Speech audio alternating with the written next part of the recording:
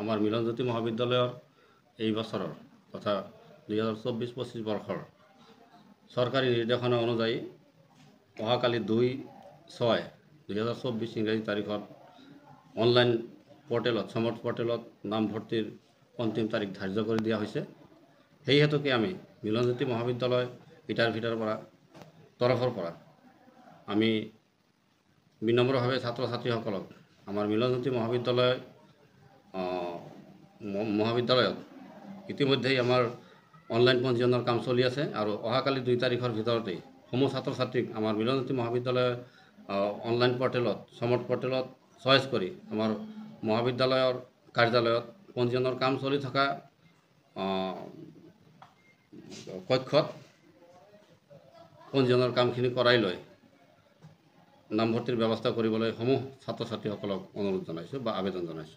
যদি পোৰ্টেলে যদি সাৰ্ভাৰ প্ৰব্লেম দি থাকে তেনেহ'লে তো ছাত্ৰ ছাত্ৰীৰ অসুবিধা হ'ব। এতিয়া ইতিমধ্যেই বহু অনুষ্ঠান প্ৰতিষ্ঠানৰ পৰাও এই খবৰটো পোৱা গৈছে যে যিহেতু মানে একেলগেই গোটেইখিনি কাম কৰাৰ অলপ ভিৰ পৰিছে, সেয়েহে অনলাইন পৰ্টেলত মানে কৰোঁতে ছাৰ্ভাৰবোৰ কিছু প্ৰব্লেম দেখা গৈছে।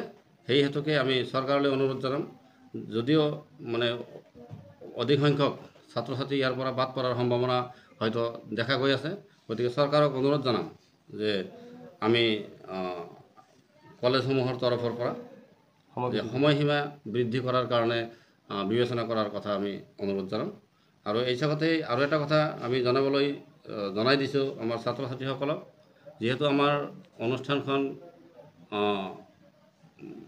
বৰ বেছি টনকিয়াল এৰিয়াৰ মাজত নহয়, আমাৰ ছাত্ৰ ছাত্ৰীসকল বা আমাৰ পৰিৱেশ তেনেকুৱা আৰ্থিকভাৱে মানে নহয়, টনকিয়াল নহয়।